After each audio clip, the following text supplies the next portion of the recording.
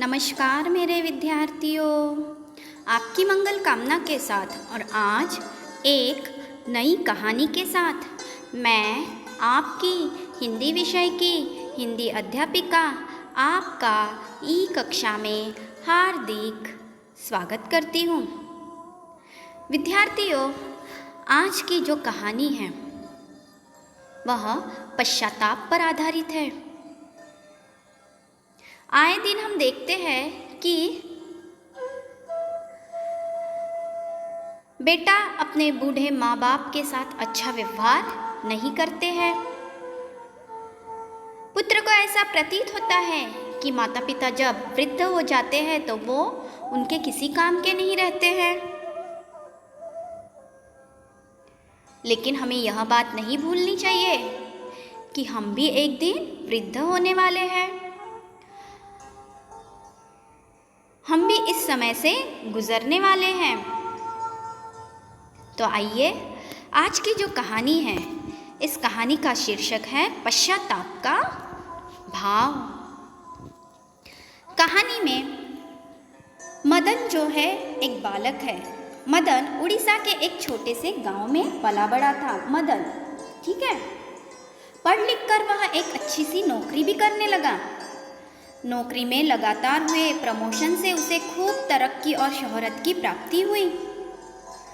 वह अब गांव से निकलकर शहर में रहने लगा। वहां मदन को 11वीं मंजिल पर एक आलीशान फ्लैट कंपनी के द्वारा मिला। अब मदन अपनी पत्नी और एक बच्चे के साथ खूब ऐशो आराम की जिंदगी गुजार रहा था। अब मदन के पिताजी जो बूढ़े हो चुके थे, कुछ समय के बाद वे अपने बेटे मदन से मिलने शहर पहुंचते हैं। मदन के पिताजी बहुत ही बूढ़े, सरल, निश्चल स्वभाव के व्यक्ति थे, सादे, सिंपल।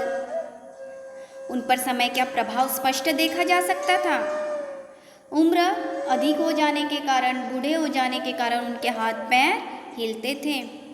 आंखों से भी धुंधला नजर आता था, अर्थात हाथ पैर काबू से बाहर हो गए थे।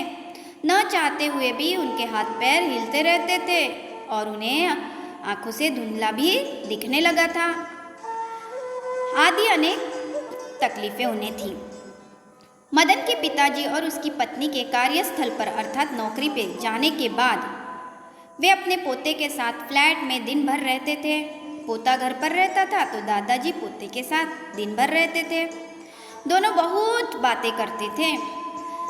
अब दादाजी जो है अपने पोते को बढ़िया बढ़िया कहानी सुनाते, रामायण, महाभारत, बुद्धिवर्धक कहानियाँ सुनाते थे, जो कि पोते को बहुत ही पसंद थी। पोता भी खूब मन लगाकर कहानियाँ सुनता था और दादाजी से बहुत प्यार करता था। उस नन्हे से पोते का नाम श्याम था। घर में महंगी महंगी चीनी, मिट्टी और अन्य क्रॉकरी के सामान थे, अर्थात चीनी मिट्टी के बने हुए क्रॉकरी के बर्तन थे।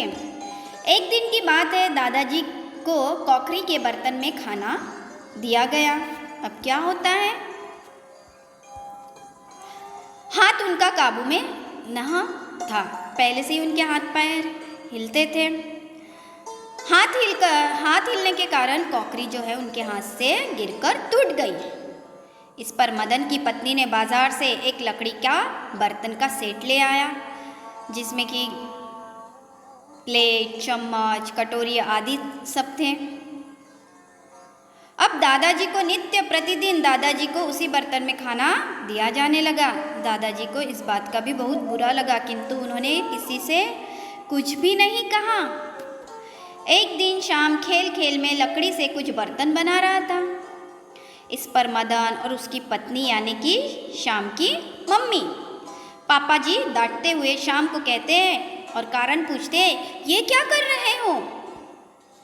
श्याम ने बालोचित उत्तर दिया, बालस मन से उत्तर दिया, मैं लकड़ी के कटोरे और बर्तन बना रहा हूँ। इस पर श्याम की मम्मी और पापा ने पूछा, बेटा इसकी क्या ज़रूरत है, इसकी क्या आवश्यकता है और आप ये क्यों बना रहे हो? विद्यार्थियों, श्याम क्या उत्तर देता है?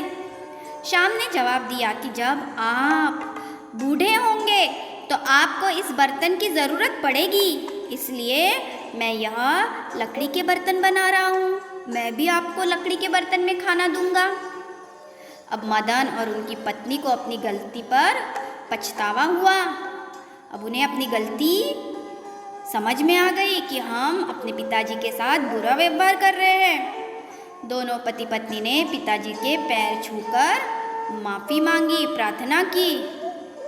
विद्यार्थियों, ध्यान से सुनिए, बड़े लोग स्वभाव से बड़े सरल होते हैं, अतः उनसे माफ़ी मिलने में हमें देरी नहीं मिलती है, वे हमें तुरंत माफ़ कर देते हैं। आशा करती हूँ कि यह कहानी आपको अवश्य समझ में आई। इस कहानी से हमें यही सीख मिलती है कि जैसा कर्म करते फल भी वैसा ही मिलता है, अतः हमें अपने कर्म अच्छे करना चाहिए, क्योंकि कर्म के अनुसार ही मनुष्य को फल की प्राप्ति होती है। आशा करती हूँ कि आपके भी कर्म आप अच्छे ही करेंगे, ताकि आपका भविष्य अच्छा बने। और इसी आशा के साथ यह कहानी यही समाप्त होती है। फिर और एक नई कहानी के साथ और एक नई सीख के साथ मैं आपसे पुनः मिलने आती हूँ। धन्यवाद।